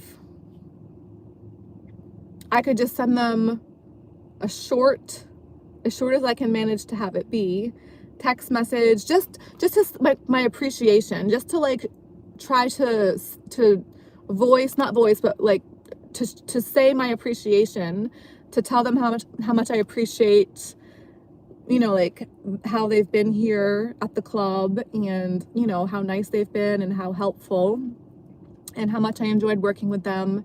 And then maybe I could just say something like, you know, because he's not married, his kids are grown, his kids are not, I'm pretty sure, with the girlfriend that he has now. So, you know, it's not like one of those kind of things where they're married with kids. It's just, I'm pretty sure he has like a girlfriend, you know. So, and he's an older guy, like, I don't know, so maybe I could just be like, yeah, thank you for, like, you know, I've really enjoyed working with you.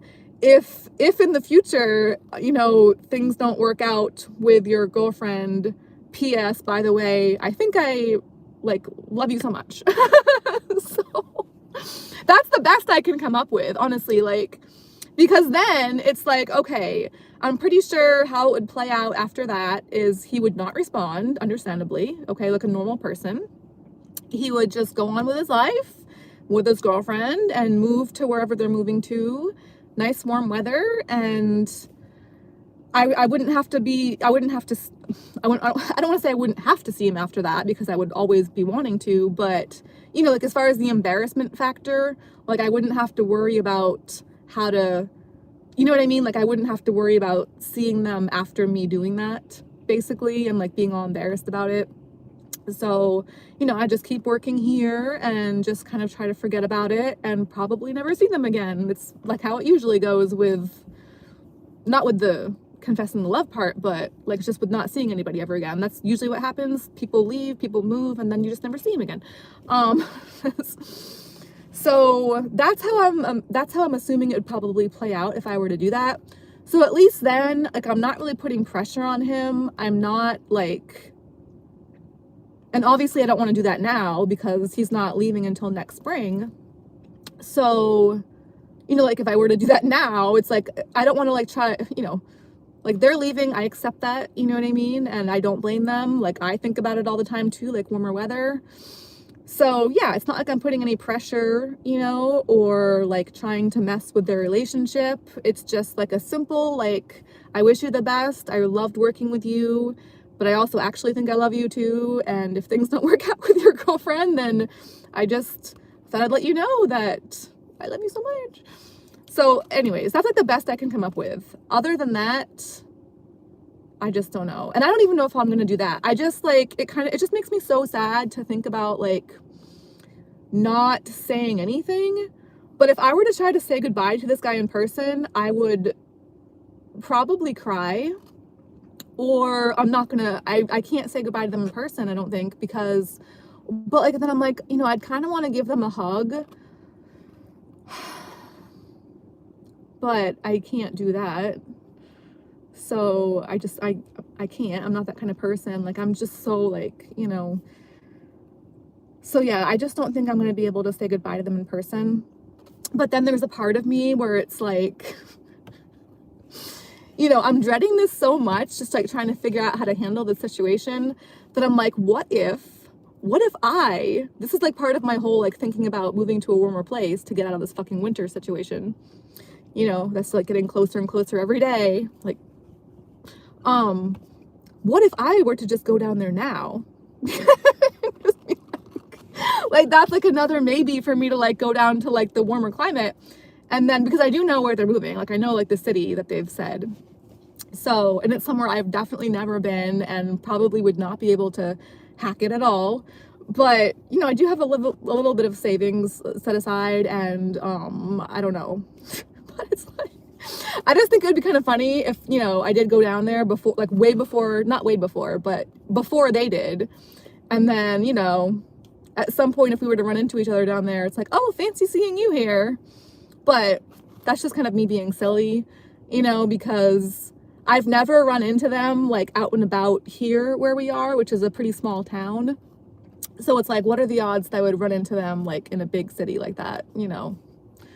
So I don't know, maybe, but that's just me. That's just my brain being like a cheeky ass, like just like silly kind of stupid stuff. But you guys, the sky looks so pretty right now. The clouds are like pink, and because the sun's pretty much gone down, but it's not completely dark yet.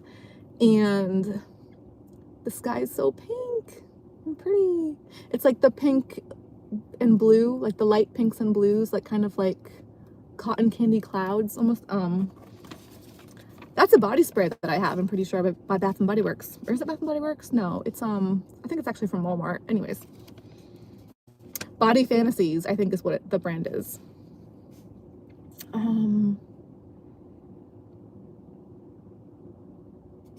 Okay, there's one more thing on this one, and then where's the other one?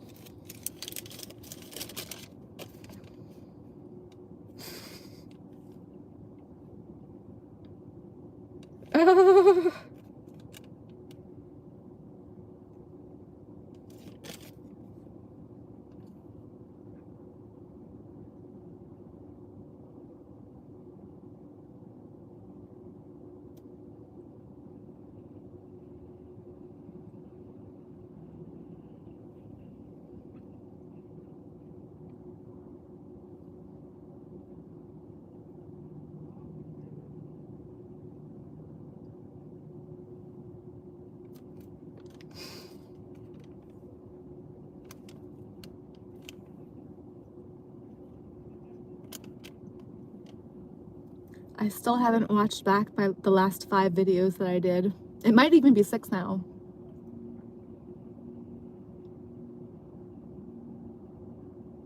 And it sucks because up until recently, I was watching most of my videos back on my laptop later after work. And my videos are like some of the only ones that I've ever seen on YouTube that don't have ads on them. And the ads do drive me nuts because they interrupt so much of like everything else that I watch on YouTube. So when I would be watching my videos, it's like, finally, no ads. But then, yeah. So, but I've just been like, I don't know, just in such a weird mood lately, and just like so tired, and like the last 5 or 6 videos that I've done on here I haven't watched yet. So I just don't even, I guess I'm like progressing past to the point where I just like really don't even give a fuck. Like, for me, getting to do the lives was like a transition from doing the regular videos at first on this channel.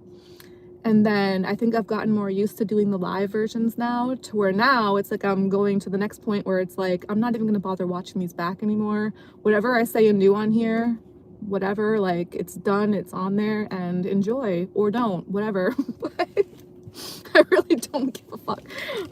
Anyways, this note I'm gonna save for another time. I don't want to talk about that right now. Oh, what was the other thing? Guys, I have like a headache right now from this second wing on top, and it's so cold in here. Oh. Okay, so also this Saturday will be my 6 months sober from weed. Yay. So I don't know if I want to count it as Friday or Saturday. So Saturday is November 1st, and I stopped smoking weed this past May 1st. So either way you look at it, the end of this week, that's 6 months of like sobriety for me. And I was mentioning recently how I'm just so sore lately. I mean, I've always been sore as a dancer, like my muscles and just my entire body, just really feeling the effects of my age and like the stuff that I still force myself to try to do here on stage and stuff. Oh God, go away. Go away, go away, go away. Blocking my lighting. We have this last little nice bit of light from the sky. Go away. Oh, right there. Oh, God damn! Focus. So anyways, yeah, go me, I guess. So I'm at first I was like thinking of the different factors of why I'm especially sore lately. And it's like, you know, I went from doing day shifts and stretching for the entire day shift to doing like 10-hour night shifts back to back. That could be part of it. And then what was the other reason? Oh, reintroducing gluten to my diet. I was like, maybe that's part of it. But then also I'm pretty sure, if I'm being honest, that not having weed anymore is probably part of it too. There's a lot of things that factor into that. But anyways, okay, so the other thing, back to the money thing. Me being always afraid to spend my money. It's like, you know, if I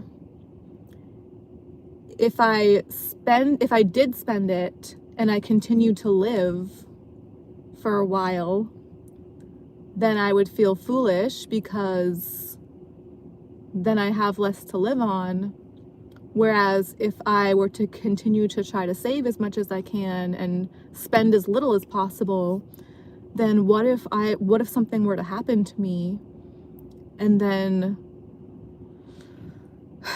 it were to go to like, not my enemies, because I don't consider myself to have enemies. I'm not that kind of person, but I definitely feel like I've been targeted and harassed by like mystery something out there, the government maybe, or gang stalkers I've heard is like a thing. I still don't really understand that concept, but from what I've heard of that concept, it sounds pretty scary and strange. But there was also a lot of stuff that sounded kind of like eerily familiar.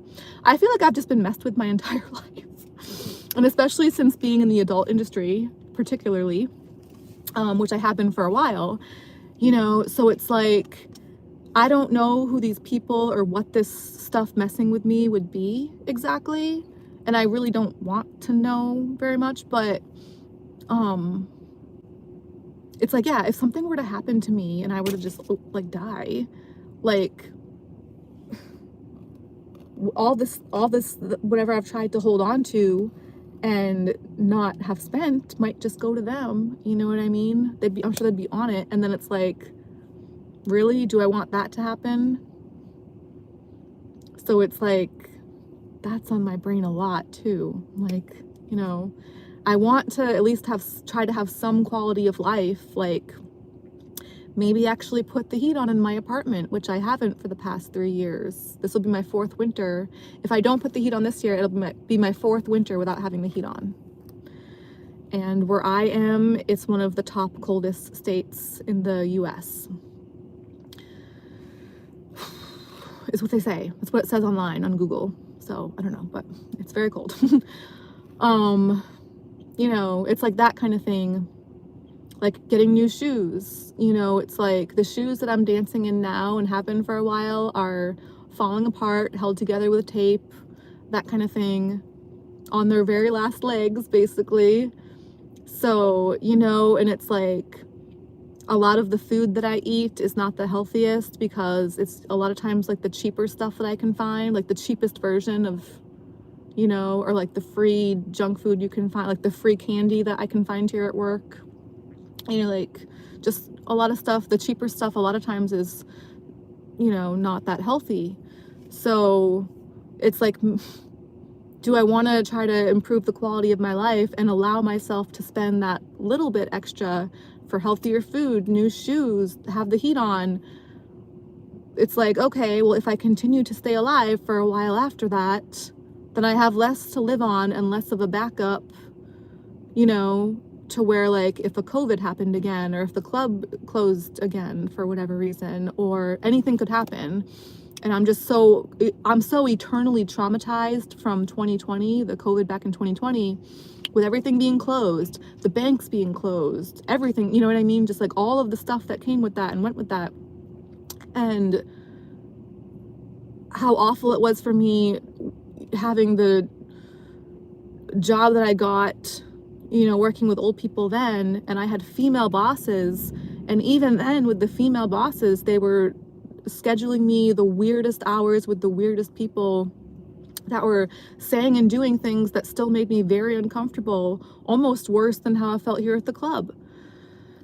I had like an old lady like try to hit on me one time, and to where it seemed like she was insinuating that she wanted me to do stuff with her. This was like a 90-year-old woman, you guys. And I wish I was making this up. I really wish that I was. But I'm not. So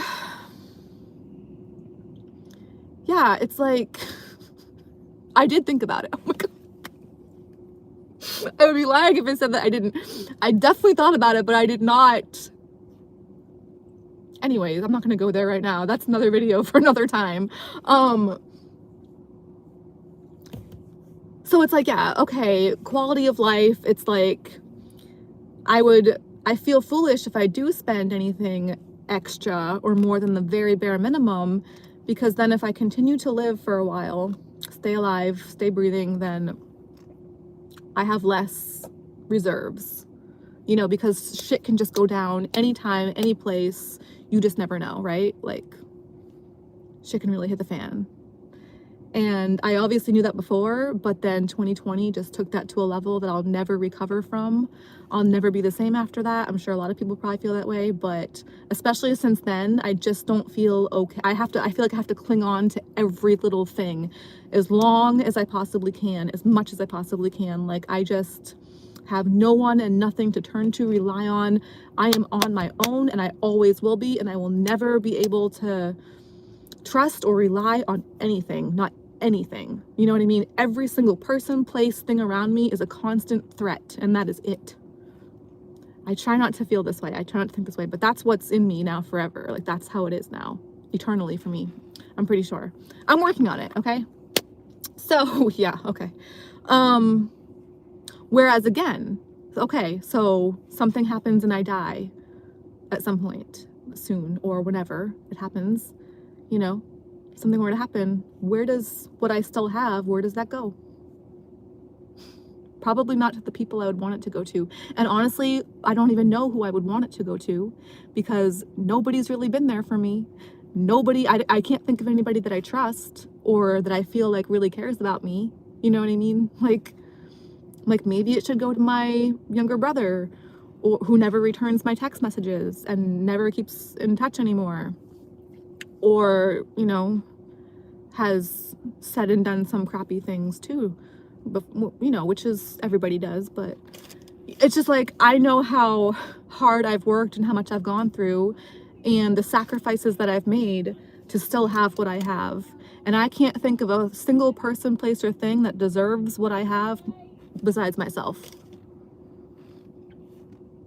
Maybe the Humane Society, maybe, you know, but realistically, it would probably end up going to whoever finds my dead body if I were to die.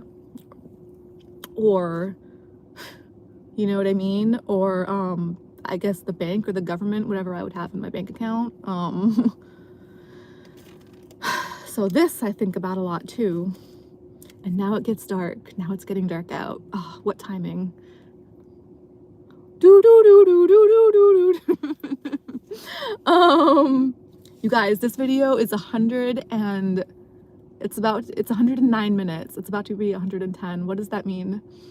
An hour and a half is 90. Holy crap.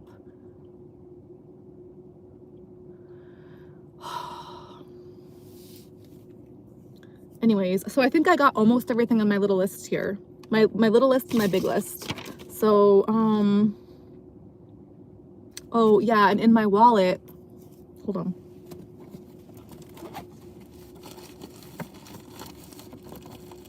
Oh.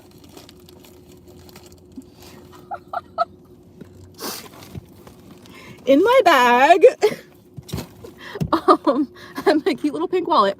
So it's like, in my wallet, every section, this section is for 25, the front section is for 25, the middle is for 50, the back is for 75, and the very back is for hundreds. So the 25, the 50, and the 75, eventually when they're full, they can combine to make hundreds. And then every hundred is 100 that I don't want to spend or don't, it's either like rent or it always has a place to go. And then when it's pending, it always has a place that it will go. But then it's like,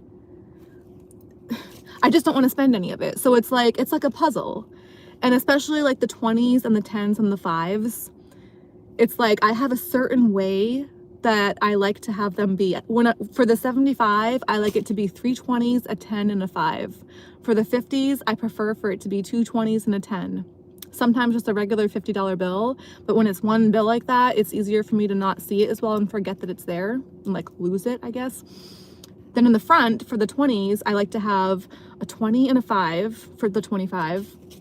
And then sometimes in front of that, I like to have 20, like 2 10s or 4 5s or just a 20. But it's like this puzzle that I can't figure out, because like when I have 5 20s, it makes 100. So then I want it to become a $100 bill.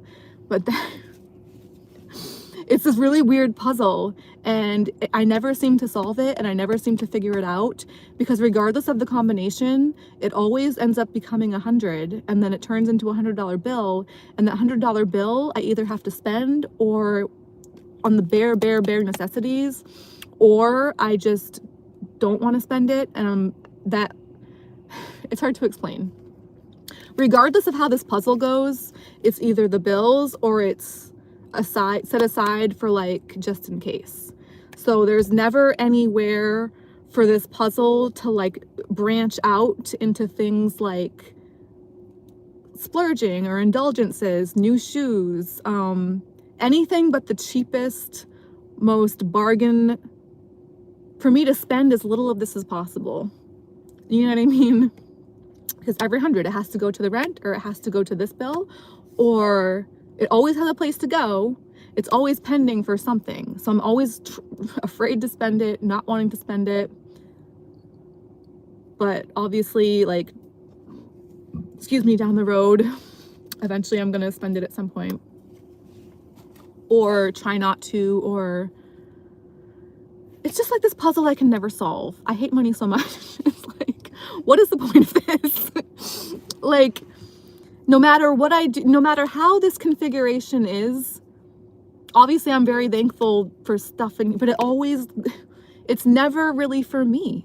It's never really for my quality of life. It's never really for me to spend on myself. It's never for nice, healthy food. It's never for nice new shoes or new clothes. It's never for a vacation. It's never for anything other than the very, very bare, cheapest minimum possible. And then everything else is like a just in case, what if, COVID, or anything, any of the other multitude of what ifs and maybes, basically, if that makes sense. And I can't get my mind into any other kind of configuration of way to think about this. Like, it's very strange.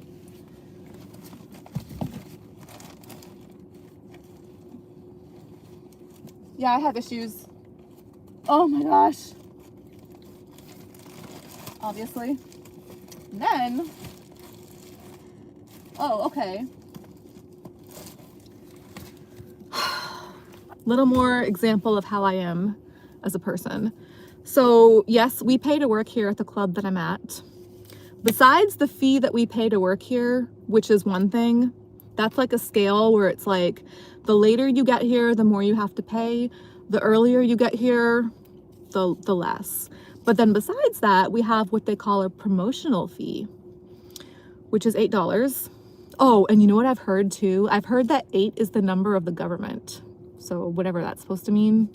I don't know. I haven't really Googled that, but I thought I heard that like briefly somewhere. And then I was like, maybe I'll Google that later, or maybe not. Anyways, I'm a very like anxious person where I'm always like, what if this, what if that, especially post COVID and post 2020. So this is my collection of $8 bills that I have just in case. There's 16 sets of $8 bills in here, you guys. Now, mind you, I also have a separate change purse where I keep, I've had these 16 sets of $8 bills for a while now, and I never go in here and I never spend them. This is my what if, okay? I have a separate change purse with the $8, that one has a couple sets, as many extra sets of $8 bills as possible, basically. That change purse with those sets of $8 bills, those are the ones that I will sometimes use to give to the club. And it always has to be the rattiest, tattered dollar bills I can find. The ones that are ripped and worn and like weathered and just like the most busted, ratchet looking dollar bills that I have on me.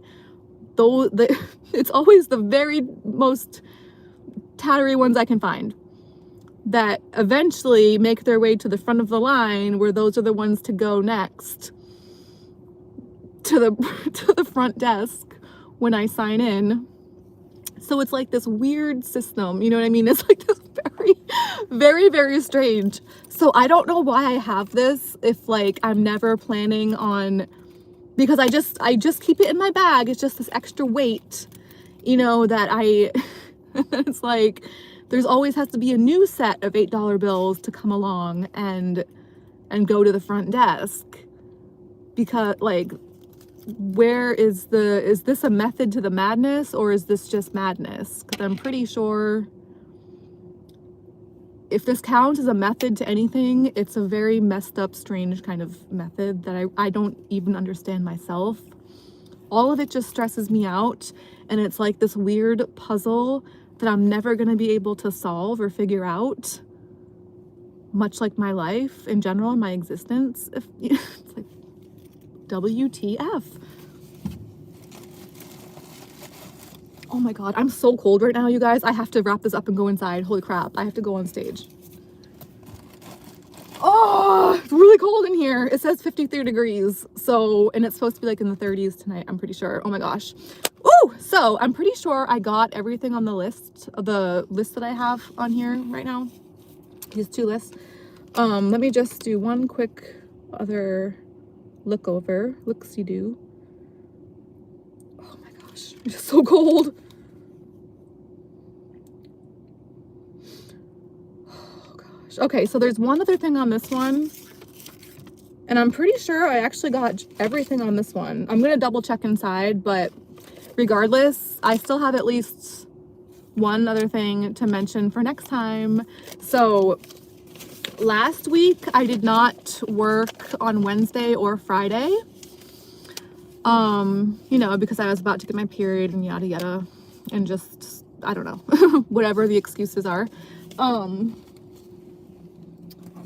But my goal as of right now, I'm really gonna try to stick to this, but who knows, we'll see how it goes, you know, and how tonight goes. But I am gonna try to work tomorrow if I'm able to do it. Friday is my birthday and it is supposed to rain. So ideally, I don't know, but I would like to try this week to do Wednesday and Friday. I really don't want to spend my birthday like balled up in bed, freezing cold and feeling sorry for myself. Just rotting away on the internet, doing not a whole lot probably. So I'm gonna try to work Wednesday and Friday this week. And I do definitely have more things to talk about and mention, and I'm sure I'll come up with other stuff too. We'll see how tonight goes. There's already stuff from this shift that I want to talk about now that I'm not going to, but that I could maybe try to remember to mention next time. But so yeah, I'm saying that now, I'm voicing it, I'm going to try to stick to that and, you know, come in more this week. So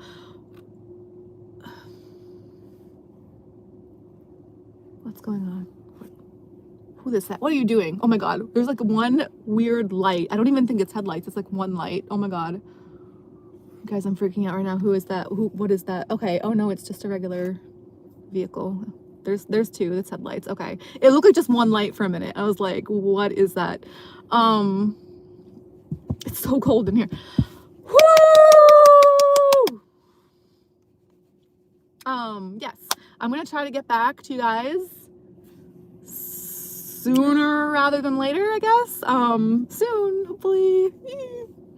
But it was great to get to come out and do this 120-minute video right now. Holy crap. Is that 2 hours? Holy crap, you guys. Oh my gosh. I did not think coming out here that this was gonna be 2 freaking hours. I think this is the longest video I've ever done, you guys. I don't think I have any videos on here that are 2 hours. Holy crap. Oh my gosh, okay, so I'm gonna try to remember, I'm saying this right now, I'm gonna try to remember to put that in the title, because, you know, like, trying to come up with a title for these. Tinka Tuesday, longest video yet, oh my gosh, I'm pretty sure. Yes, 2 freaking hours. Wow. I'm sorry, you guys. Who in the F is ever... I'm never gonna watch this one back, ever. Like, I'll be lucky if I even get around to watching the most recent ones back. I guess I've kind of just evolved past that now to where I just like, yep, don't even want to watch them. Just, they're out there, they're out there. If they're not, they're not. Hopefully they stay on. Anyways, so yes, I'm gonna wrap this up for now and see how tonight goes. Hopefully I'll be able to get back on tomorrow, Friday, however I'm able to work it. But I hope you guys are well, and thanks so much to my subscribers and people that have left nice comments. You know, people, hopefully, I don't know, but peace out for now, and hopefully soon I'll be back.